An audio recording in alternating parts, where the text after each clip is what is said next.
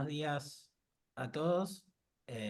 Muchas gracias a la Sociedad Argentina de Medicina y Cirugía del Trauma por haberme permitido coordinar esta mesa, donde vamos a contar con las presentaciones de tres panelistas, a quienes me une, más allá de la relación profesional, una relación afectiva de algunos años. Mi nombre es Ezequiel Monteverde, soy médico especialista en pediatría y en terapia intensiva pediátrica y en estadística para ciencias de la salud y director científico de la Fundación Trauma.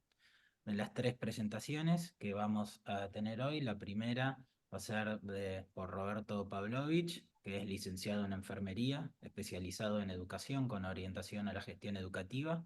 Es el actual presidente de la Sociedad Argentina de Medicina y Cirugía del Trauma y jefe de sección del Servicio de Docencia e Investigación de Enfermería del Hospital Fernández. La presentación de Roberto va a ser sobre qué es el mayo amarillo. Así que Roberto, cuando quieras, el espacio es tuyo.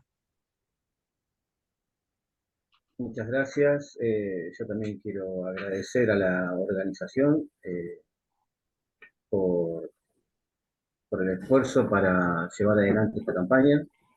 Voy mientras a compartir la pantalla.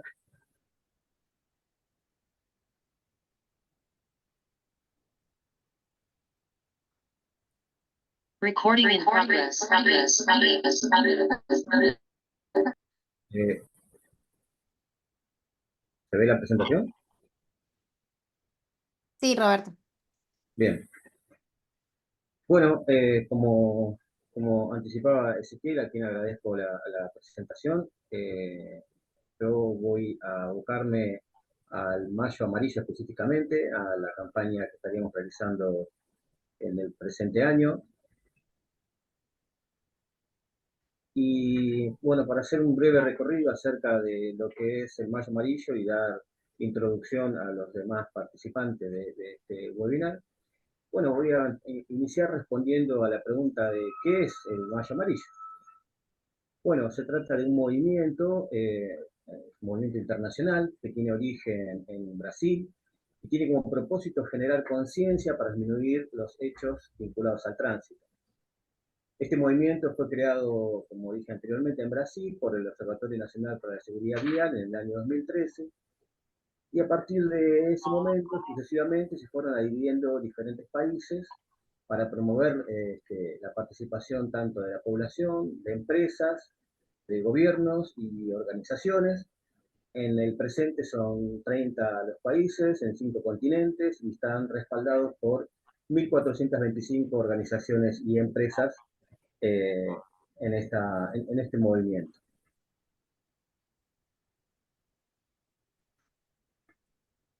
¿Por qué mayo?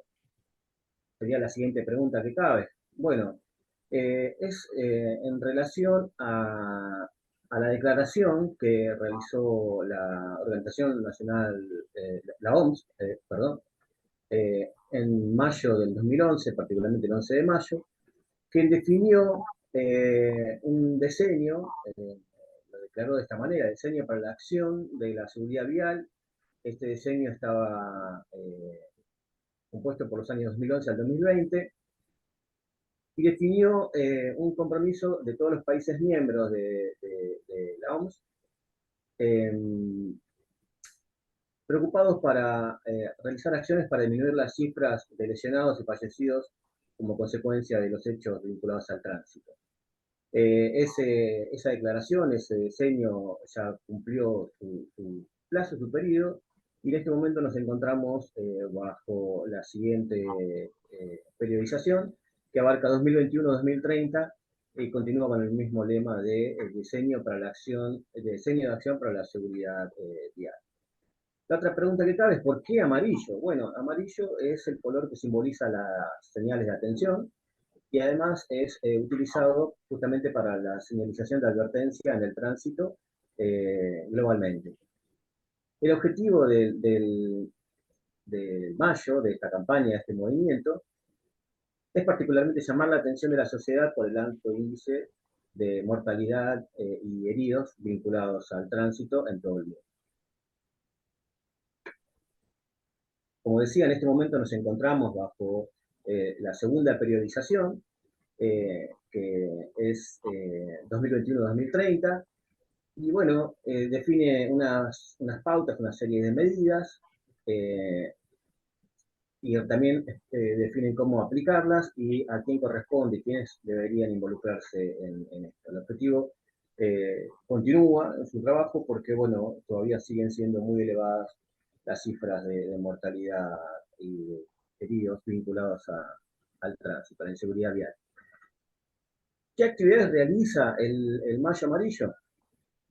Bueno, se llevan durante este mes adelante una serie de actividades, eventos en todo el país, que se concentran en campañas publicitarias, charlas educativas, actividades comunitarias, eh, actividades en la vía pública como manifestaciones, muestras de arte, trabajos con los estudiantes, con las escuelas, con la idea de particularmente sensibilizar a la población sobre los riesgos del tránsito y, bueno, y fomentar un comportamiento seguro en la vía pública.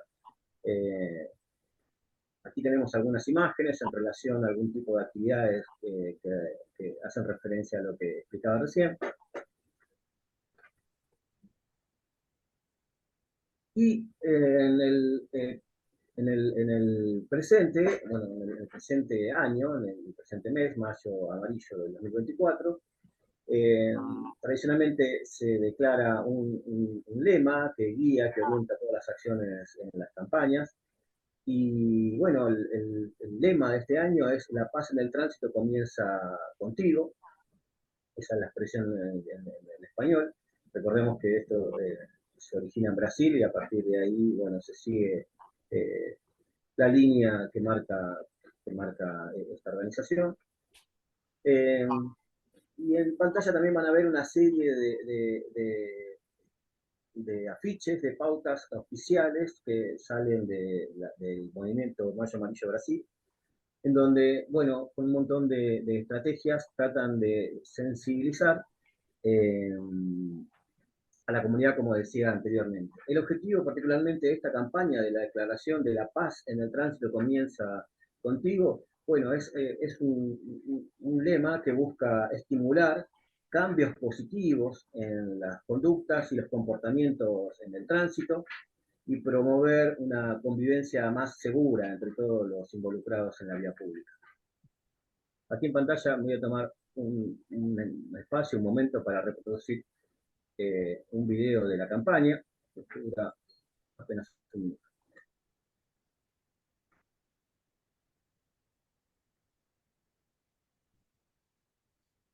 Mientras levanta el video, que veo que está teniendo inconvenientes, les comento también que una decisión a partir de este año es la de declarar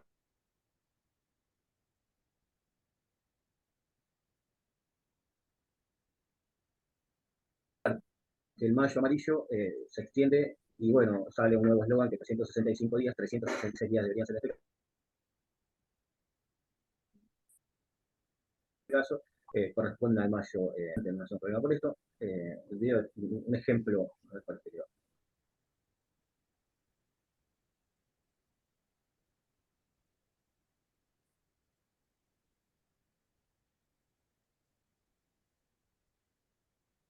Roberto, perdón, no se ve bien el video, se ve muy entrecortado. No sé si querés pasarme el link y lo reproducimos o avanzamos. Bueno, te paso el link, en ese momento lo podemos reproducir, si no, no hay problema. La idea era ejemplificar con alguna de las imágenes cómo concentran, digamos, esta idea que decía recién de la paz vinculada a la convivencia, ¿no? En el espacio público, en la vía pública.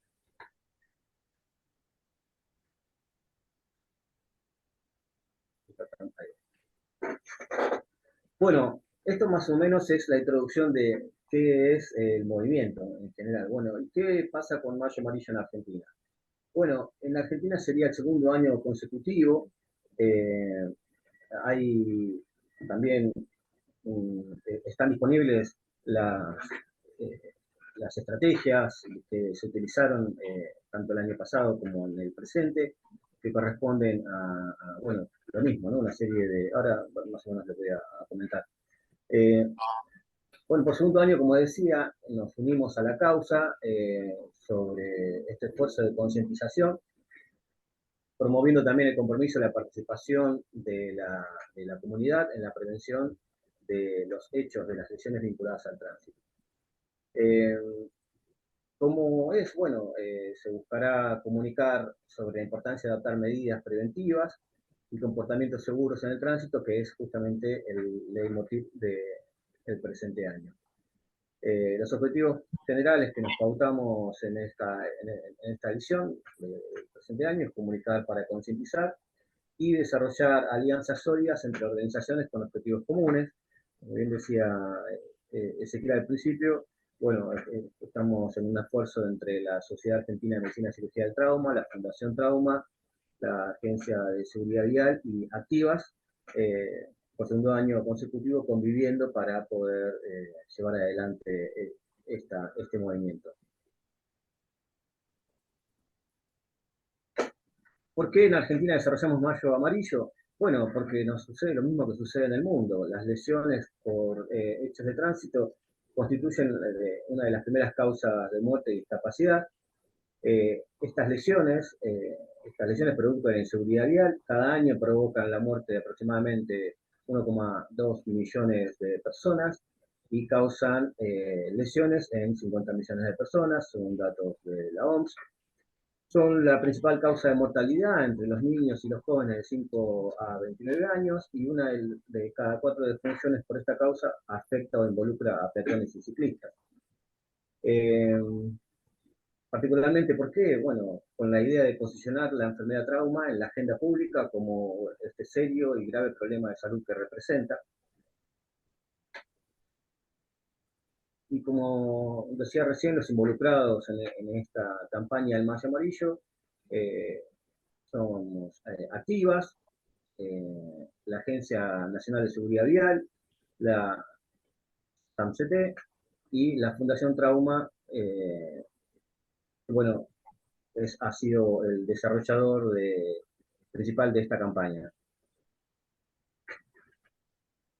Los objetivos generales serían la proyección de movimiento, promover una campaña de concientización, en este caso se hace 100% digital, entre el 1 y el 31 de mayo, con la idea de promover, de contribuir a la promoción para la seguridad vial. Y durante todo el mes estas entidades involucradas participaron activamente reproduciendo, divulgando con una campaña digital a través de datos vinculados a la seguridad, respaldados con datos locales provenientes del registro de la Fundación Trauma particularmente. Entonces se llevaron a cabo publicaciones que contenían textos, imágenes en diferentes canales de comunicación digital. Se establecieron unas estrategias de historias dinámicas con la idea de que los usuarios interactúen para lograr un mayor alcance. Y bueno, y se concluye con esta actividad que es este webinar, donde representantes de estas entidades participantes cerramos el mes con esta participación. Bueno, como decía, el gran cambio, el gran involucramiento de la campaña para este año es el de extender las acciones, como que el Mayo Amarillo no termina en el mes de mayo y los esfuerzos deben continuarse durante todo el año. También se prevé proyectar el alcance con acciones a lo largo del año. Con esto concluyo y bueno, doy paso a los demás participantes. Muchas gracias. Bueno, y ahí en pantalla tienen los links de nuestra sociedad, la SAMCT. Bueno, muchas gracias, Roberto. Gracias por brindar esta introducción al tema, el que venimos refrescando cada año, pero está bueno traer un poco el origen de cómo fue que empezó esto y qué es lo que significa. Así que ahora le vamos a dar lugar a Jorge Neira, que es médico intensivista y presidente y miembro fundador de Fundación Trauma, es fellow del American College of Critical Care Medicine y de la AAST, miembro de número de la Academia Nacional de Medicina y miembro de la Academia de Ciencias Médicas de Córdoba. Fue presidente de la SAMCT, de la SATI y de la Sociedad Panamericana de Trauma, y ahora nos va a hablar de las lesiones generadas por el tránsito. Así que, Jorge, cuando quieras, adelante. Bueno, muchas gracias, Ese. Gracias por la invitación, como siempre. Gracias, es un placer estar con Emma. ¿Cómo estás, Emma? Tantos años de trabajo conjunto y que de Roberto lo mismo, que los conocemos hace tantos años. De verdad que es un placer estar acá. A mí me parece que es interesante lo que decía Roberto. Pásame la siguiente, por favor, Jime. No sé si es Jime o Guille. Si no, la subo yo.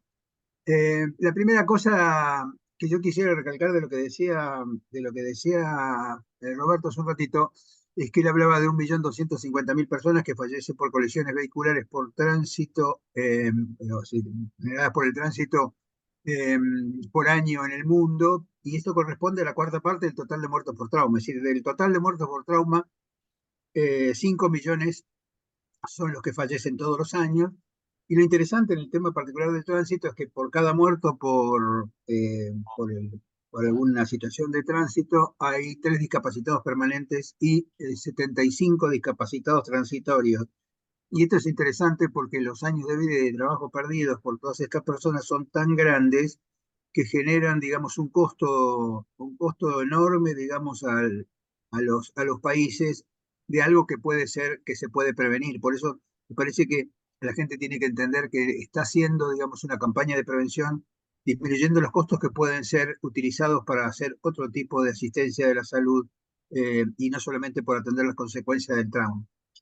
Eh, Digo esto porque es algo que quizás la gente no termina de entender por qué tanto impacto, ¿no? Y este impacto, como bien se ve, es claramente en los países en vías de desarrollo, países de bajos y medianos ingresos, que son los que generalmente tienen la mayor cantidad, el 90% de las colisiones vehiculares se producen en países de bajos y medianos ingresos. Y si uno relaciona el Producto Interno Bruto, digamos, de los países de altos ingresos y los países de bajos y medianos ingresos, en los países de altos ingresos la proporción del Producto Interno Bruto vinculado, digamos, a la atención de las colisiones vehiculares es del 2%, y en los países de bajos y medianos ingresos es del 5%. Fíjense que el 5% del Producto Interno Bruto está vinculado a las consecuencias de la siniestralidad vial, con lo cual me parece que tiene una, un, un impacto muy grande, que como siempre decimos, es un impacto social, es un impacto familiar, porque cada vez que hay un paciente que tiene algún tema, la familia se involucra porque tiene que cuidarlo, porque tiene que gastar plata, porque tiene que acompañarlo, porque tiene que acompañarlo con su discapacidad. Así que desde el punto de vista afectivo, desde el punto de vista económico, desde el punto de vista social, desde todo punto de vista, el trauma tiene un impacto que hay que valorarlo en su justa medida. Bueno, esto es la Fundación Trauma. La Fundación Trauma es una fundación que está formada por cientistas sociales, por jóvenes. Gracias a ellos es que tiene tanto impulso. Y me parece que este tema de la transversalidad es lo que le da la razón de ser a Fundación Trauma, ¿no?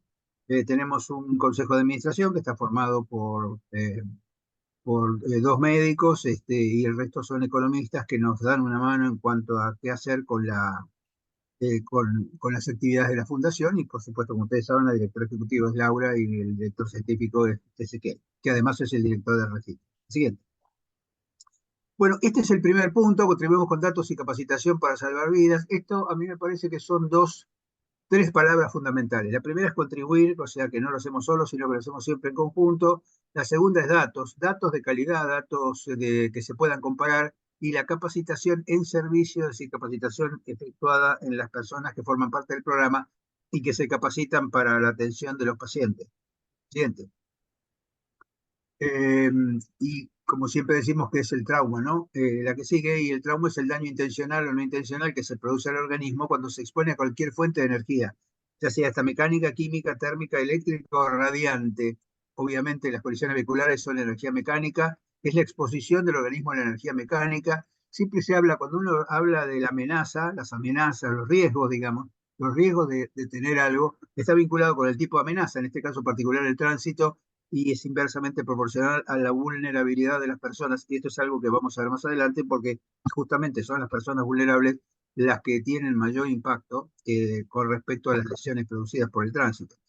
Y además a dos elementos esenciales para la vida como son el calor y el oxígeno. Y ahí se ve la diferencia entre lo que significa trauma intencional, que el intencional es cualquier forma de violencia, y si ustedes ven el diario hay violencia todo el tiempo, hay violencia individual, violencia infligida a uno mismo, violencia hacia otros, el tema de la guerra es algo que parece siempre lejano, sin embargo está en el diario todos los días.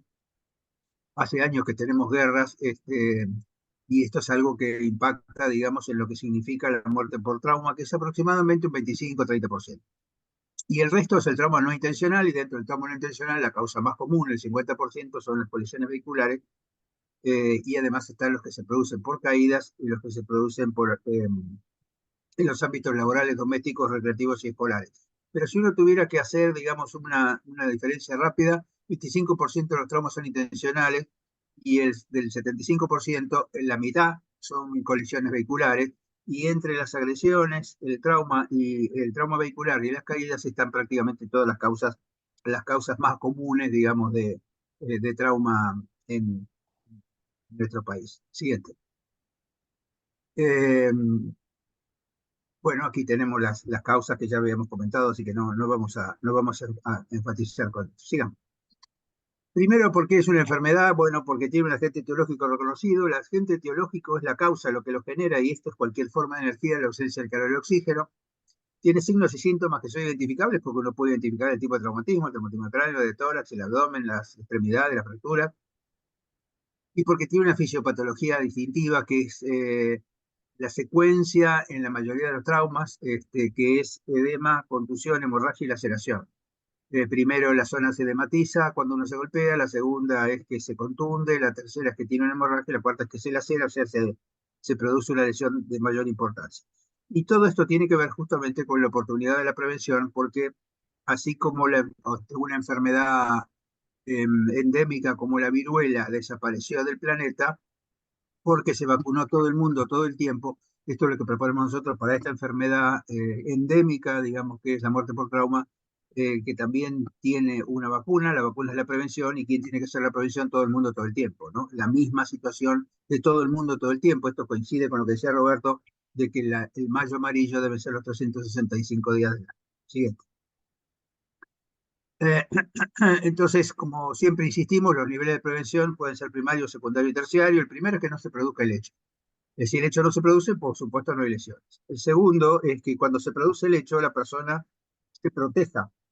Y esto es la utilización del cinturón de seguridad, groseramente la utilización del chaleco antibalas, si hay un tiroteo o un disyuntor, si uno tiene algún tema con la corriente eléctrica, y esto es mitigar el efecto de la lesión. Y la tercera es que la persona se reintegre a la sociedad con la menor secuela posible. Esto es que se reinserte a la familia, a la sociedad y a su trabajo, y para todo esto se necesitan distintos niveles de capacidad para que la persona pueda retomar el trabajo que hacía antes.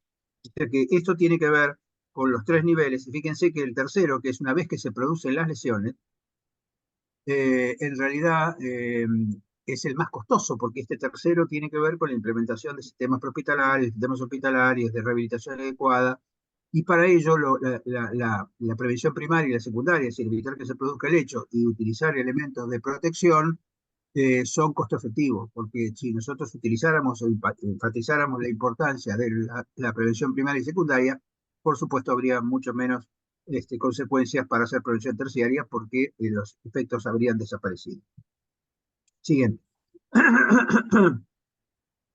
Las que siguen.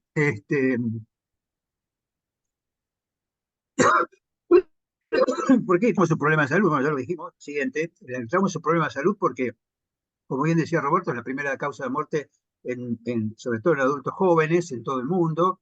Y durante el año 1966, que salió la primera publicación en el Instituto de Medicina, que es la Academia de Medicina la Academia de Ciencias de Estados Unidos, y la Academia de Medicina, se llamó La enfermedad negada de la sociedad moderna. Esto porque la sociedad sigue sin entender por qué el trauma es una enfermedad, como lo hemos insistido, la siguiente, y por eso es que nosotros hemos avanzado con la necesidad de la definición. Bueno, ya hablamos de los 5 millones de muertos por año, de lo que significa la discapacidad y lo que significa las internaciones generadas por esto, la que sigue. Y como ustedes ven, digamos, estas causas que muchas veces se toman desagregadas, el hecho de no considerar una enfermedad, porque se toman las causas desagregadas. Entonces ven que aparecen las colisiones vehiculares en el puesto octavo, que después pasa el noveno, que después pasa al séptimo, los suicidios que están en el 15 y los homicidios o las caídas, por ejemplo, que están en otro, y sin embargo son las mismas manifestaciones de la enfermedad que es el trauma, y esta desagregación hace que no se entienda, digamos, el impacto que tiene. La siguiente. La siguiente. Bueno, esto es lo que le comentaba del Producto Interno Bruto, lo que significa el impacto económico, digamos. Aquí está lo que se llama la teoría del iceberg. La teoría del iceberg es que se ve lo que está arriba, digamos, que es el 30%, que tiene que ver con los costos de lo que significa la atención del paciente o el daño a la propiedad o el costo del seguro, y lo que no se ve es el costo indirecto, que es el más importante, que es el costo de la atención de la discapacidad y de la pérdida de la productividad laboral. Usted piensa que una persona que falleció a los 20 años deja de percibir 45 años de ese salario. Y ese es un impacto, digamos, que tiene que ver con la productividad laboral. Lo mismo que los costos de la discapacidad, que como ustedes saben son altos y muchas veces son para toda la vida. Siguiente. Entonces, ¿qué es lo que tenemos que hacer en salud para abordar esta enfermedad? ¿A qué sigue? Bueno, la primera es tener en cuenta las metas sustentables del milenio, y dentro de las metas sustentables del milenio, el control de los factores de riesgo, esto que estábamos comentando, controlar los factores de riesgo, trabajar con los factores de riesgo, recordar el tema de la amenaza y la vulnerabilidad, el desarrollo de estrategias colaborativas, siempre la estrategia tiene que ser transversal, es algo difícil de lograr porque se dice con mucha más facilidad lo que se hace, que es trabajar en conjunto. Nosotros acabamos de crear el año pasado la Comisión Interacadémica Una Salud, que tiene que ver con salud animal, salud humana y salud ambiental, justamente por el tema de la necesidad del trabajo transversal. No existe trabajo que no sea transversal para abordar este tipo de patologías que tienen múltiples causas, que tienen que ser manejadas por distintas disciplinas, ¿no? Y justamente la otra cosa importante es el acuerdo de un marco común de registro de datos, de reporte de datos. Siguiente. Bueno, ustedes saben que nosotros hemos enfatizado el tema de por qué el trauma es una enfermedad. Esto fue presentado en el año 2019 en un World Health Summit en el exterior y fue aceptado por la mayoría de las academias, de las 140 academias que forman parte del Interacademy Partnership, por lo cual es una declaración que está en conocimiento de todo el mundo. Y aquí, digamos, enfatizamos el tema de por qué es una enfermedad y por qué hay que erradicar el término accidente que no permite avanzar, digamos, en todo lo que tiene que ver con la prevención de forma adecuada. Siguiente. Y con respecto al objetivo, es fundamentalmente proveer datos de calidad, información de calidad, identificar formas de prevención, mejorar la calidad de la atención a través de los datos. Esto nos permite, teniendo datos de calidad, hacer estrategias de mejora de la calidad basados en los datos. Y esto yo creo que es lo más importante. Se habla mucho de la inteligencia artificial, de la utilidad de la inteligencia artificial. La inteligencia artificial necesita para hacer la minería de datos, para lo cual está planteada, necesita datos de buena calidad. Si el dato no es de buena calidad, por mejor algoritmo que uno tenga, las conclusiones que se sacan no son las que se le sirven a las personas. Lo siguiente. Por lo cual, el punto más importante justamente es tener datos, y cuando uno organiza el sistema, la mortalidad se reduce entre un 20 y un 25%. Está claro, está publicado hace muchos años, o sea que en realidad teniendo un sistema de atención del paciente traumatizado que incluya todas las opciones, todas las estrategias de prevención primaria, secundaria y terciaria, porque también la prevención primaria y secundaria pueden tener origen en los centros asistenciales a raíz de las estadísticas que tienen con determinados perfiles. Bueno, esto es justamente lo que hace que disminuya la morbilidad y la mortalidad. Así es.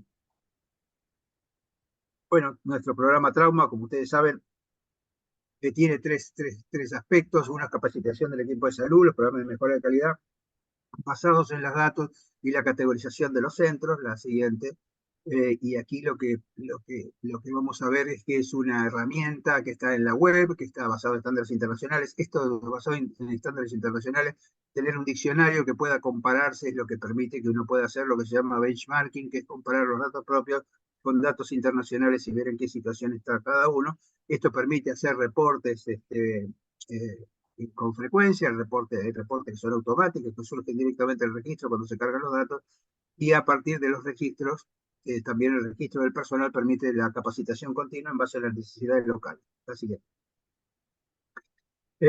bueno, estas son todas las cosas que tiene el registro. El registro necesita tener definiciones, cada campo tiene una definición específica. Estos campos fueron comparados con bases de datos internacionales para asegurar lo que habíamos hablado de la comparabilidad. La siguiente. Y los criterios son que el paciente que está internado por más de 23 horas en el departamento de urgencia, que ingresa al departamento de urgencia, se incorporen a la base de datos. Esto es tanto sean adultos como pediátricos. La siguiente. Hay una secuencia, por supuesto, que es la historia clínica. La historia clínica es la que tiene los datos, se recolectan los datos. Esta historia clínica se agrega un aspecto especial, que es la historia clínica de trauma, que permite establecer los registros cuando se cargan en la página. Y después esto permite, obteniendo distintos aspectos del reporte, hacer acciones correctivas a través de los datos. Y, por supuesto, el monitoreo continuo, ¿no? La siguiente. Esto es lo que nos permite, digamos, los reportes, saber en qué situación se está, cómo es la curva, cómo son las curvas, cuál es la mortalidad prevenible, cuáles son los pacientes que fallecen de acuerdo con la probabilidad de sobrevida. Esto es justamente lo que nos permite acceder a los programas de calidad. Siguiente. La georreferenciación, que es algo sumamente útil. Si ustedes ven, por ejemplo, en este cuadro, aquí se ve claramente que como uno puede definir, digamos, si son ciclistas, si son peatones, si son automovilistas, cada uno de esos puntos en realidad no es un punto, sino que es un cilindro, porque permite identificar a la persona, saber qué tipo de lesiones tiene, cuál fue el mecanismo de lesión, eh, cuánto tardó el móvil en llegar, a qué hora se pidió y a dónde fue derivado, con lo cual es una información muy interesante para saber dos cosas. Una es cuál es el mapa de riesgo del área donde se hace esta investigación, y sobre todo saber si el paciente fue al hospital indicado, en el tiempo indicado, en el lugar indicado. Estas son cosas que permiten, digamos, establecer la estrategia, lo mismo que las horas de despacho, lo seguimos pasando, que van variando, y para saber cuál es la densidad, la necesidad que hay en cada una de las situaciones. Siguiente. Y estos son los criterios de derivación, como se ve aquí, los hospitales que pertenecen a la red, de los que no pertenecen a la red, y ahí ver por qué el hospital que no pertenece a la red recibió un paciente que tenía alta complejidad, que no correspondía. Bueno, estos son elementos que permiten mejorar, digamos, la estrategia, digamos, de derivación de los pacientes. La siguiente. Bueno, ¿qué nos dan los datos del registro? La siguiente, lo que se ve aquí claramente es la cantidad de pacientes. Nosotros siempre insistimos, tenemos 44.343 pacientes al día de hoy en 19 hospitales, más 23.000 y pico de los prehospitalarios. Se capacitaron 17.389 profesionales en todo este tiempo que estamos, desde el año 2010, y esto significa que se otorgaron 20.787 becas que fueron después adjudicadas a diferentes, por supuesto que hay más becas que profesionales, porque hay profesionales que hicieron más de un curso, digamos, en este tiempo. La siguiente. A partir de esos 44.000 casos, se ve claramente que un tercio son producidas por lesiones de transporte, 22% caídas y 15% violencia, que es más o menos la proporción que estábamos hablando antes. Ahora, lo interesante de esto es que 24% solamente tenían casco. Esto es interesante porque nosotros no decimos que el 76% no tenía, porque en algunos casos no se sabe, pero sí seguro que solamente el 24% tenía, lo cual muestra claramente que 1 de cada 4 personas que maneja un vehículo de ruedas no tiene casco. Y los pacientes que se lesionaron, los motociclistas que se lesionaron, requirieron más días de internación, más internación en cuidados intensivos, más cirugía, más tomografía computada. Esto claramente muestra lo que significa, digamos, el casco y el motociclista o el ciclista, porque incluso el ciclista también tiene la obligación de utilizar casco. Así es. Este es un diagrama de densidad, esto simplemente es fácil de ver si uno mira los colores, cuanto más azul es más alto, y ustedes ven que el transporte, que es el más azul entre 15 y 54 años de edad, las caídas en los dos extremos de la vida, es decir, de 1 a 14 y de 55 para arriba, y después las otras que se dan más o menos en forma variada. Por supuesto, las agresiones son también mayores entre la adolescencia y la adultez, este, y las autoagresiones se dan bastante parejas en casi todas las edades, desde los 15 hasta los 55, 65 años. Así que claramente el transporte es entre 15 y 54 años, y esto es sumamente importante a tener en cuenta en cuanto al objetivo, ¿no? La siguiente. Fíjense que en base a estos datos, si uno tuviera que hacer prevención, lo que tiene dos aspectos: uno es el ciclista que no utiliza casco, otro es el peatón. Fíjense que si uno analiza la cantidad de hechos, 52% de los hechos ingresados son motociclistas, 13,2% son peatones, 18,7% son automóviles. Entonces, bueno, entonces tengo que trabajar sobre los motociclistas y los automóviles. Pero el problema es cuál es la mortalidad. La mortalidad del peatón es de 20,7%, es decir, de 21%, la del ciclista 6,44%, la del motociclista 50,9%. O sea que en realidad esto es lo que nosotros tenemos que ver, cuáles son las personas vulnerables. ¿Se acuerda que habíamos dicho la amenaza, el tránsito, la vulnerabilidad? En este caso el peatón, que tiene menos frecuencia pero más mortalidad, con lo cual hay que trabajar porque es una población absolutamente vulnerable, no solamente por la edad, sino solamente por ser peatón. Y esto es lo que nosotros tenemos que enfatizar, ¿no? Así es. Fíjense lo que pasa cuando una persona no utiliza casco. Vamos a pasar rápido, firme, para así vemos los números. Los que no utilizan casco, como dijimos, son más o menos un 20%, los que sí lo usan, y un 70%, 70 y pico por ciento los que no.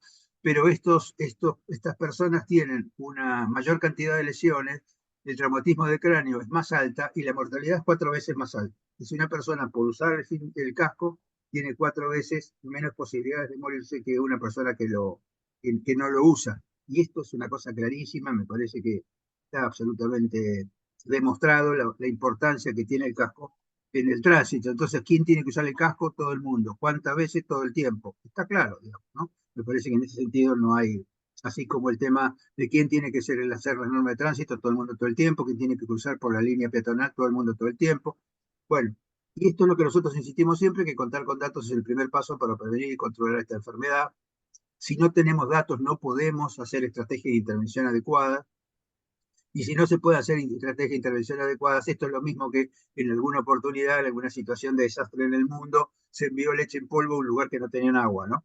Y me parece que si uno no conoce claramente cuál es la relación epidemiológica que existe en cada uno de los ambientes, no se puede hacer previsión primaria y secundaria basada en los datos, como es lo que se está demandando para que el impacto del trauma sea menor en la sociedad. La siguiente.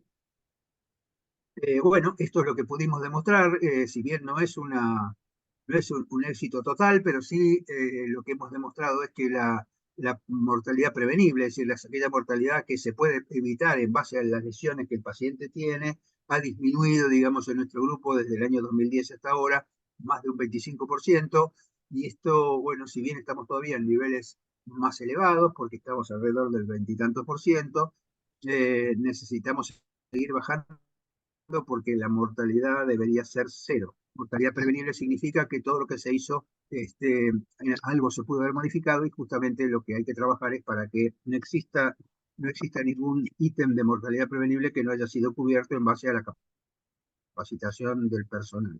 La siguiente. Eh, bueno, esto es como nosotros queremos pintar el país. Ya saben que empezamos con la provincia de Buenos Aires, después hicimos la ciudad de Buenos Aires, Mendoza, que se incorporó hace unos meses, Tierra del Fuego, y estar en carpeta, digamos, Chubut, Misiones y otros lugares como pueden ser San Luis. Así que están en carpeta con la idea de pintar todo el mapa. Pintar todo el mapa significa que todas las jurisdicciones tengan una base de datos adecuada que nos permita tomar estrategias adecuadas para lidiar con esta enfermedad. La siguiente. Bueno, esta es la importancia que tiene la red. Obviamente esta red, donde es una red que tiene que ser multidisciplinaria, donde todos tengan que participar, todos tienen tienen la posibilidad de hacerlo, porque esto nos permite, digamos, tener abordajes adecuados para la enfermedad, la siguiente, y justamente lo que hacemos es convocarlos a construir un estrato de atención del trauma en todo el país con las mismas características. Siguiente. Bueno, este logo que nosotros tenemos, que sigamos trabajando juntos por una red para salvar vidas, está hecho con el énfasis de la red para salvar vidas. Las vidas se salvan entre todos y en principio se salvan teniendo datos, compartiendo estrategias y trabajando en conjunto para lograr que la población tenga una mejor calidad de vida. Muchas gracias. Bueno, muchas gracias, Jorge, por la presentación. Ahora vamos a escuchar a Emma Cibotti, que es historiadora, escritora y activista cívica. Ella es profesora de historia egresada de la Universidad de El Salvador y máster en ciencias sociales por Flaxo. Es presidenta de Activas, la asociación civil para trabajar contra la inseguridad vial y la violencia con acciones sustentables. Y en su charla nos va a hablar de movilidad del cuidado, la percepción del riesgo vital. Así que Emma, adelante cuando quieras. Muchísimas gracias. Muchas gracias a la invitación nuevamente para unirme a ustedes en este Mayo Amarillo, la segunda vez que lo hacemos, y me parece que es necesario hacer ese seguimiento y ojalá que escale a nivel de la Argentina, ¿no? A ver, movilidad del cuidado. La verdad es que nuestra movilidad ya no es natural. Quiero empezar con esta mínima reflexión, siguiendo lo que decía Jorge Neira. Nos bajamos de los árboles hace miles de años y empezamos a caminar, ¿no? Ese es un desplazamiento, una movilidad natural. Y luego comenzamos con el lenguaje. Las dos cualidades humanas básicas son movilidad y lenguaje. Pero todos sabemos, aunque sea intuitivamente, que tanto la movilidad como el lenguaje terminaron siendo construcciones sociales. Y esto lo vivimos de una manera disruptiva a partir de la Revolución Industrial.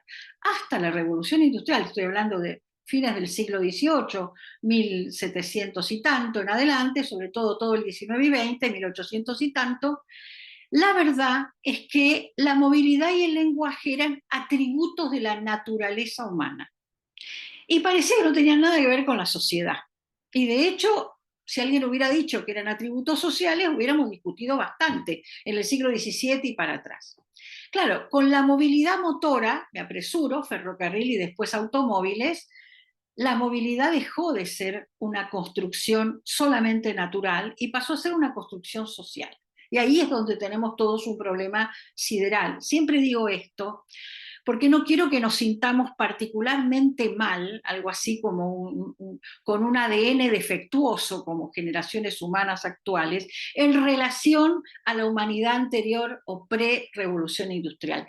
Es que la situación es relativamente nueva y entonces exige de todos habilidades, hábitos y construcciones colectivas de solidaridad que antes no eran necesarias. Entonces, empezando con esto, les quiero explicar por qué movilidad del cuidado. Hace muchos años doy clase en Capitán Sarmiento, donde estoy ahora. Es una ciudad de 18.000 habitantes en la provincia de Buenos Aires que tiene un instituto de formación superior y técnica, para mí excelente, que arranca en el jardín y termina en el terciario, es toda una unidad académica, y yo dicto ahí desde hace unos años el flagelo vial. O sea, tengo una materia en el primer año para los futuros maestros, tanto de jardín de infantes como de primaria, que se llama Análisis del Mundo Actual. Y entonces aproveché a meter el flagelo vial como eje troncal de la materia.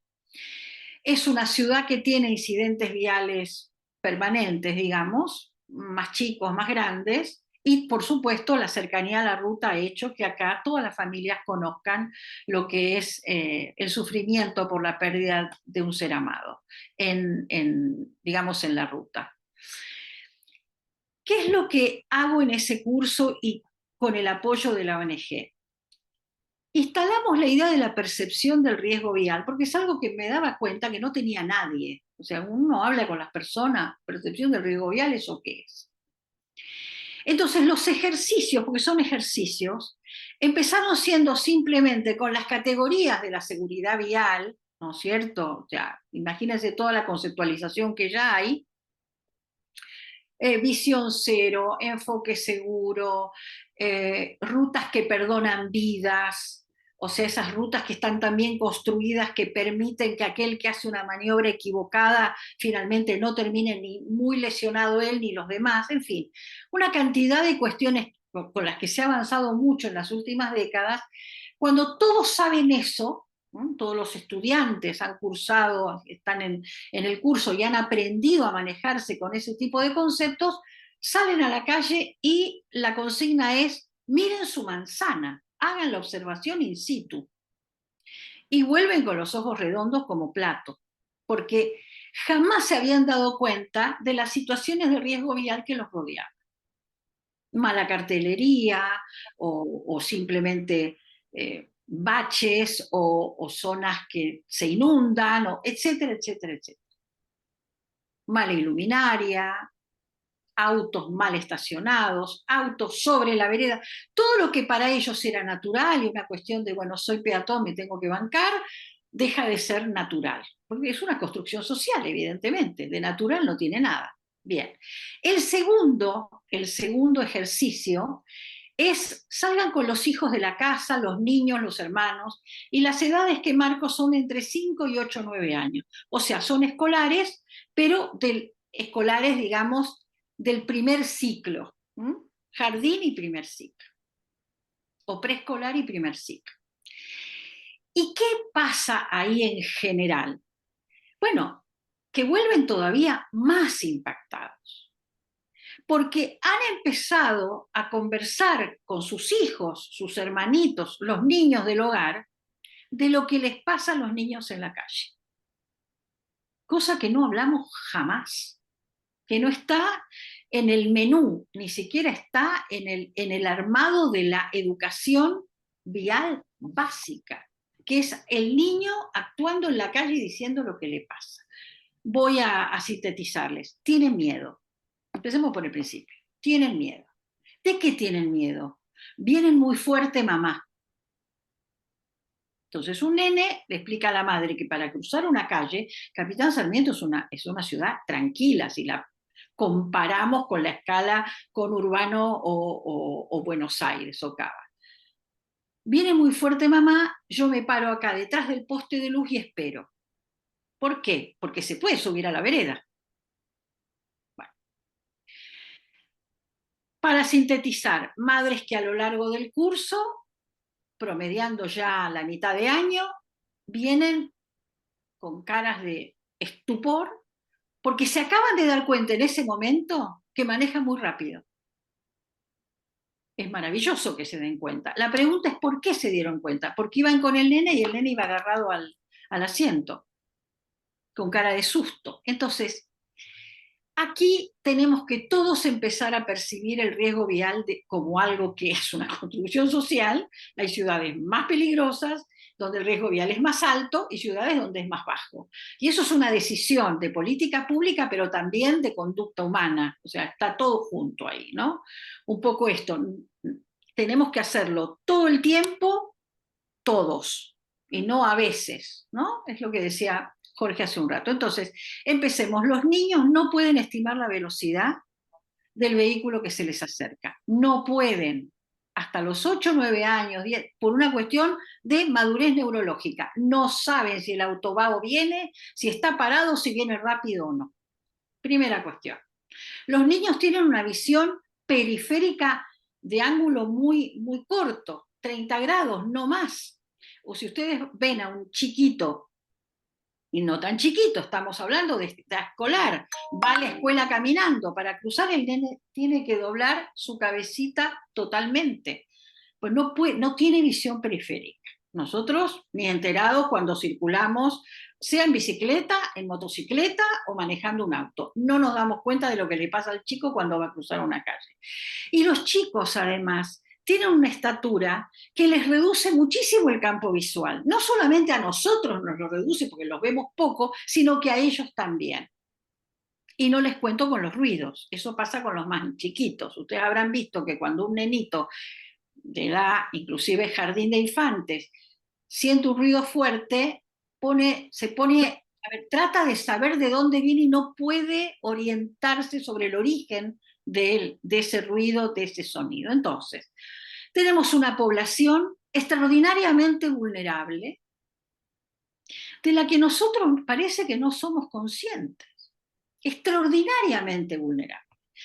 La historia fijémonos en cuando uno empieza a manejar, y sobre todo en los manuales, cuando uno hace los cursos teóricos, miren que detrás de una pelota, ¿no es cierto?, viene un chico corriendo, es una manera, digamos, muy general de mirar esta cuestión. Está muy bien la marcación, pero es totalmente insatisfactoria. No alcanza para dar cuenta de la dificultad que significa circular en la calle, en áreas en donde los chicos están concentrados. Salidas e ingresos de las escuelas, plazas, lugares de recreación, clubes, etc. Ahí la situación es extraordinariamente riesgosa. Entonces, ¿qué es lo que nos interesa a nosotros colocar sobre la agenda, digamos, de discusión? Primero, la noción de la percepción del riesgo y todo lo que la gente hace cuando lo percibe para compensarlo, equivocándose, obviamente. Les pongo un solo ejemplo. Porque la gente no somos tontos, o sea, todos sabemos, tenemos una cierta idea de lo que significa poner nuestro cuerpo en movimiento y luego en riesgo o no ponerlo. Madre que va, acá es muy común en todo el conurbano, en toda la Argentina, América Latina y Asia, es muy común la madre con 2 y 3 niños en la motocicleta. Bien, entonces uno dice, bueno, claro que no puede ir en motocicleta.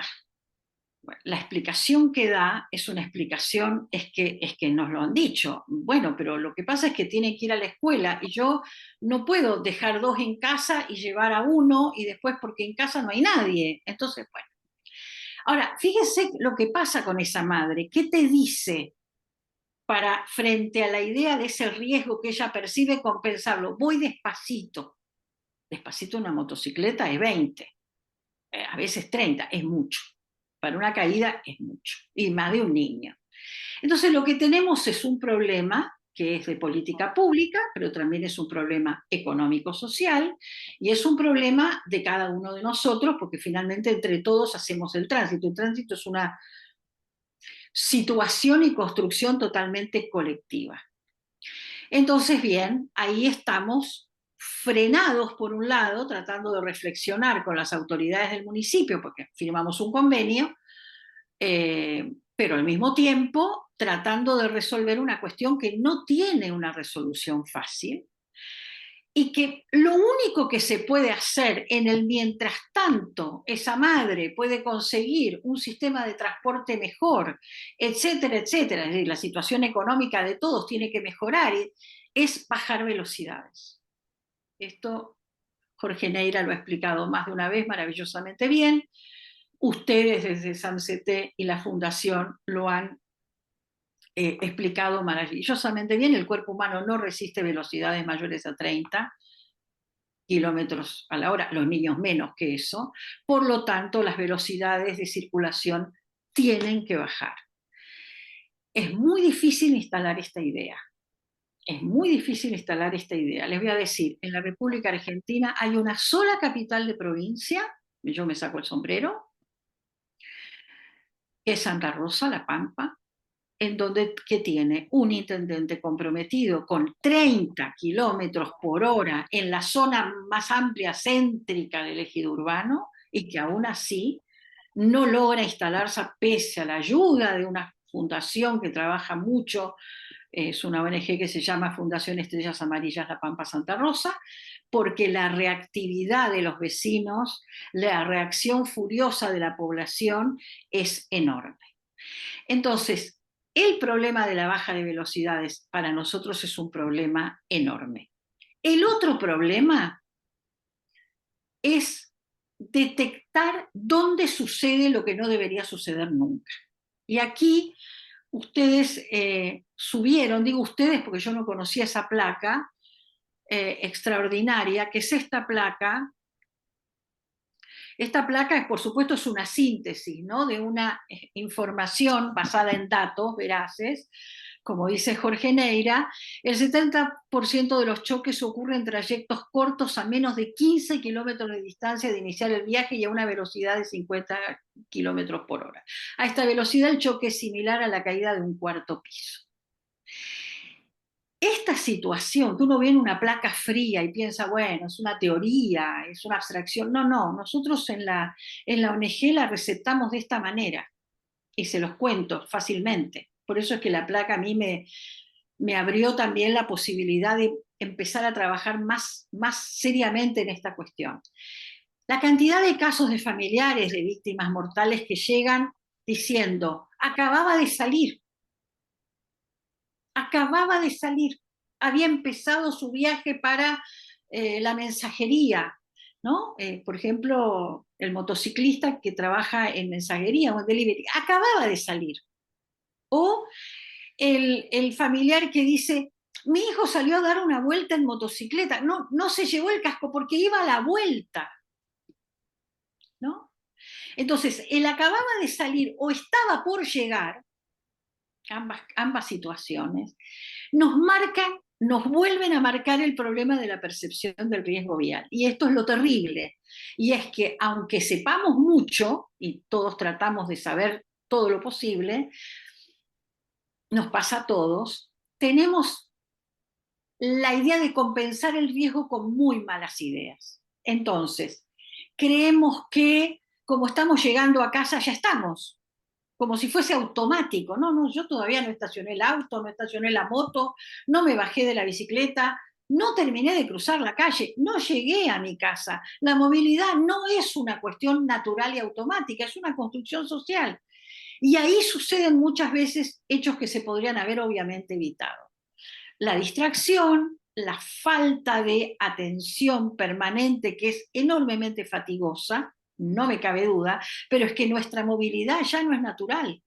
Por eso tenemos que practicar una atención todo el tiempo que es enormemente fatigosa. No cabe duda que movilizarnos fatiga cuando lo hacemos a conciencia. Entonces aquí tenemos una situación que me parece muy importante para ir marcando también posibilidades preventivas, de políticas preventivas, que es trabajar sobre las cercanías de, al menos que la gente sepa, y es lo que estamos empezando a hacer acá en Sarmiento, en los entornos escolares, que son todos de riesgo. La ciudad tiene 36 establecimientos educativos, deportes distintos, desde el jardín hasta el terciario inclusive, todos tienen riesgo vial, todos tienen riesgo vial. Y todo el mundo cree automáticamente que no puede pasar nunca nada, y nadie entiende por qué, porque la verdad es que las conductas son transgresoras todas, más la de los adultos, les debo decir que la de los jóvenes y niños, pero de todas maneras, acá hay un Dios aparte, no cabe duda, porque si no... Entonces tenemos ese problema de percepción del riesgo vial.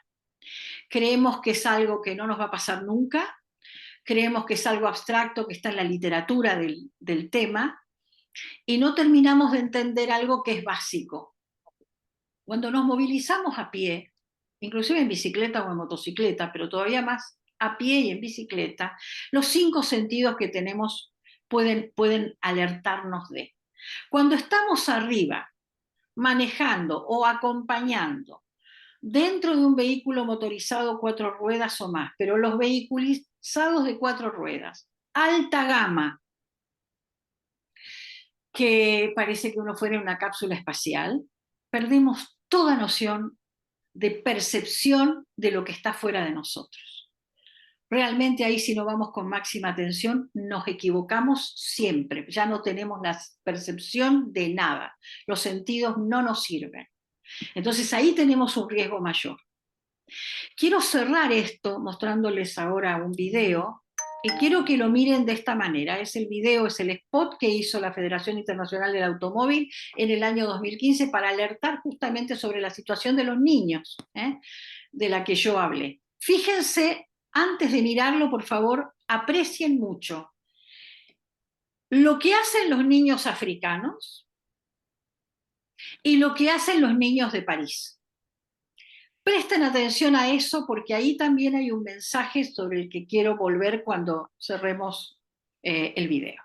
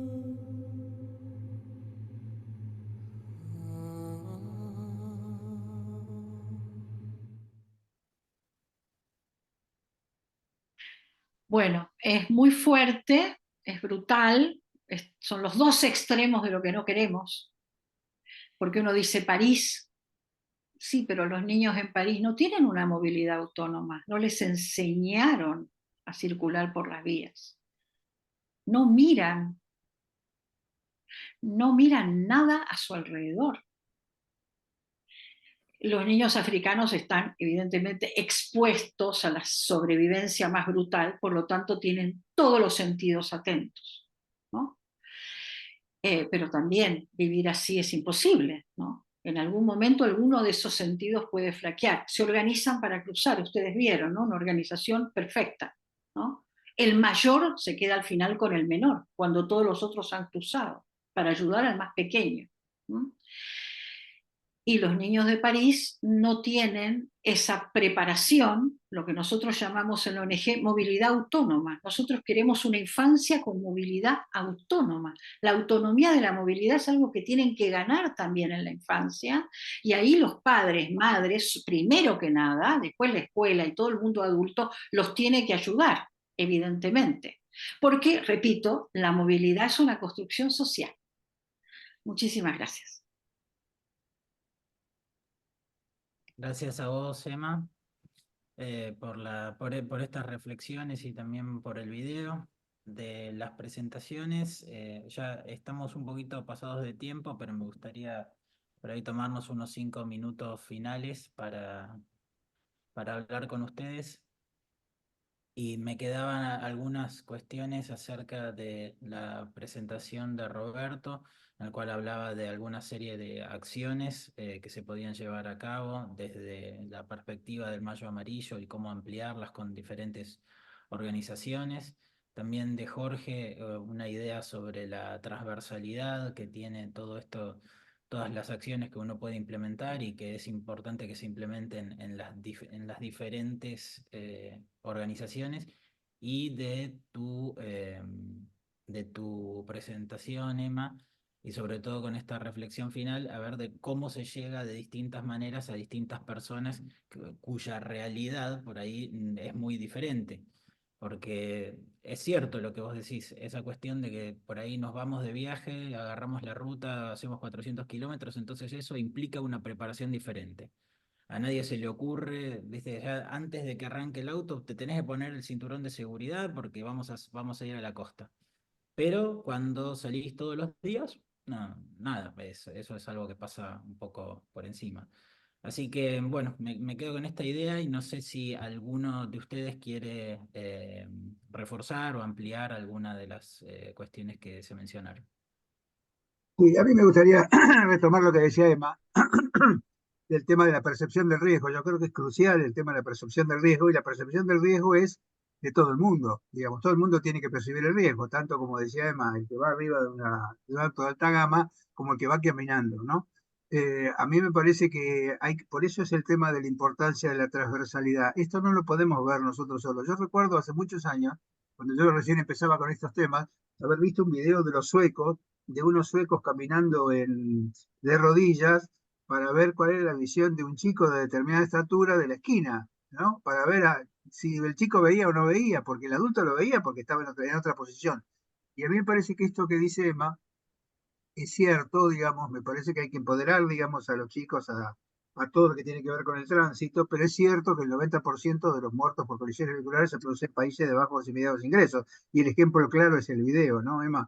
A mí me parece que el video marca esta cosa de discriminatoria de lo que significa eh, el tema del nacimiento de acuerdo al código postal, por así decirlo, ¿no? El código postal te marca, digamos, una probabilidad de sobrevida, lo cual es, a esta altura del partido es algo inaceptable, pero por eso es que a mí me parece que el tema de la transversalidad sirve justamente para eso, con datos, trabajando en equipo, con multidisciplina, pensando las cosas entre todos, lograr, digamos, objetivos en base a lo que decía Roberto, en base a objetivos que uno vaya haciendo en forma progresiva. No se va a resolver de un día para el otro, pero sí me parece que tendríamos que tener como una estrategia con asignaturas, agregando asignaturas, ¿no? No sé, Emma, vos qué te parece, pero me parece que esta Sí, sería un poco la forma de avanzar. totalmente. Algo más. Este video de la Federación Internacional del Automóvil, yo no sé por qué no recorrió todo el mundo varias veces, no sé por qué no lo tienen todas las ONGs, no sé por qué no, no sé, no entiendo lo que pasó. Para mí es extraordinario. Luc Besson, ni hablar, es un director de cine extraordinario. Pero curiosamente, el único mensaje que yo escuché reiteradamente sobre el video es: al final puede pasar en cualquier lado. Nadie está exento. Y me parece que es la mirada más superficial. O sea, no, el director no está proponiendo que esto puede pasar en cualquier lado y que no, no, es mucho más profundo. Es un poco lo que decía Jorge recién. Peinemos todas las escenas y miremos realmente lo que hay allá adentro. Y está el problema económico-social, el problema de subdesarrollo-desarrollo, la problemática de pensar que los demás se tienen que hacer cargo de los hijos propios, ¿no? Porque finalmente en la puerta de la escuela están las autoridades que no advierten que los niños no pueden jugar a la pelota en la vereda, justo en la puerta de la escuela. En fin, hay una cadena de situaciones que no fueron advertidas a tiempo. Entonces, lo que sí me parece, y por eso es que me anoto siempre en este Mayo Amarillo con ustedes y todo lo que ustedes hacen, es que los conversatorios son fundamentales. No estamos dialogando suficientemente todos los sectores de la sociedad para entender lo que está pasando. Y efectivamente, falta más comunicación y diálogo para que cada uno pueda, ¿no es cierto?, dar su visión y enriquecerse con la de los demás. Sí, así es. Bueno, un poco de la pregunta que acaba de instalar Ezequiel y otro poco desde la respuesta de los otros dos participantes. La realidad es que desde la mirada al vaso medio vacío, lo que se hace en el mayo amarillo parece poco, ¿no? Acotado al mes de mayo únicamente. Por eso también la importancia de que esto se extienda a los 365/66 días del año, estas acciones, estos esfuerzos. Aún así, también el hecho de que sea iniciativas de algunas organizaciones y que no sean las principales organizaciones, agencias y los gobiernos involucrados en esto, también parece poco. Pero desde la mirada del vaso medio lleno, es al menos algo, es una iniciativa, es tanto, es mucho, quizás haya que trabajar más, quizás lo hecho hasta ahora sea el inicio del recorrido de una bola que ruede, ruede, ruede y bueno, y logre todos estos objetivos, estas pautas que se plantean. En relación a lo que decía Emma, a mí me parece que una de las necesidades que se plantean el Mayo Amarillo o cualquier iniciativa de este tipo que busque alcanzar, resolver el problema de la inseguridad social y la inseguridad vial, es plantearse un mayor alcance, ¿no? Tanto en el tiempo como en las estrategias. Y esto, digamos, creo que quizás es el problema que plantea la del Mayo Amarillo. Y después el otro es el del compromiso, como bien decía recién. Ahora, para mí la educación parece fundamental en esto. Y, y tomando como experiencia la experiencia de la ESI, de la Educación Sexual Integral, atravesando todos los trayectos educativos, a mí me parece que esa experiencia bien podría abrir y dar lugar a formular una estrategia similar para, para contrarrestar esto que decía recién, ¿no? De la inseguridad social y la inseguridad vial. Eh, Porque si no son esfuerzos aislados, esfuerzos locales, esfuerzos que se realizan en comunidades determinadas, y esto debería ser una política educativa, la que prepare a los sujetos para desenvolverse en la comunidad, porque de alguna manera ese es el fin de la educación, uno de los fines de la educación. Y no solo para desenvolverse laboralmente, para que sea un sujeto productivo en la sociedad, sino también para prepararlo para desenvolverse en la sociedad en cuanto a la lectura, la determinación del riesgo, eh, poder tomar conciencia de una serie de actividades y decisiones que toma día a día en donde se expone al riesgo y pone en riesgo a los demás. Y eso me parece que tiene que ser el principal acto de concientización. Me parece que sí, no puedo decir que no se haya hecho, porque da cuenta de un montón de esfuerzos de este tipo, pero me parece que falta algo que sea de fondo, bien de fondo, como por ejemplo ha sido el caso de la ESI, ¿no? Y bueno, después lo obvio de esto sería, en relación a lo que decía Jorge, es recolectar datos, de ver, tratar de medir la efectividad de estas medidas, ¿no? Porque si no nos quedamos siempre en la expresión de lo que tenemos que hacer, pero también tenemos que buscar indicadores que nos permitan ver qué tan efectivas son la implementación de estas, ¿no? Ezequiel, un pequeño comentario nada más. Sí. Yo creo que justamente me parece que lo que necesitamos es pensar entre todos. Y esto que dice Roberto, a mí me parece que es útil, cuando en realidad todos tienen un criterio común. A mí me parece que el tema de todo el mundo todo el tiempo tiene que ver con que todos nosotros estamos, que tenemos que estar involucrados todo el tiempo. No es una cosa que se hace, bueno, hagamos esto, hagamos aquello, sino que ¿por qué hacemos esto y por qué hacemos aquello? ¿Y por qué no lo hacemos entre todos? Como si fuera algo que derrame, ¿no? Algo que vaya derramando. Me parece que esto es lo que yo creo que es lo que no es necesario. Necesario es que empecemos a pensar en términos de transversalidad, empecemos a pensar en términos de que todos tenemos que ver con algo. Digamos, el tema del cambio climático no se arregla con un solo lado, se arregla, digamos, con la colaboración de todas las personas. Y bueno, ahí hay que ver, digamos, de qué manera podemos involucrar a la gente en forma progresiva, con cosas, con discursos que sean fáciles de entender, pero además que sean sostenidos en el tiempo. El discurso tiene que ser el mismo, digamos. Uno tiene que ir adecuando el discurso, digamos, a la situación, pero el mensaje, la filosofía del discurso, yo coincido con lo que dice Emma del lenguaje. Borges decía que el lenguaje es una memoria compartida. Tenemos que empezar a hacer que la gente comparta las palabras y entienda las palabras de la misma forma. Parece algo simple, ¿no? Porque como todos hablamos en español, parece que todos nos entendemos. Sin embargo, no es así. Digamos, me parece que hay que generar un lenguaje que todos entiendan y que todos hablen de la misma manera. Bueno, excelente. Bueno, muchas gracias a los tres. La verdad que estuvo muy bueno. Me parece que se sacan algunas cosas también como ideas para poder implementar algunos cambios. Y bueno, muchas gracias a la SAMCT y a EIDOS por haber generado el ambiente para que esta actividad se pueda desarrollar de esta manera. Sin mucho más, hasta luego.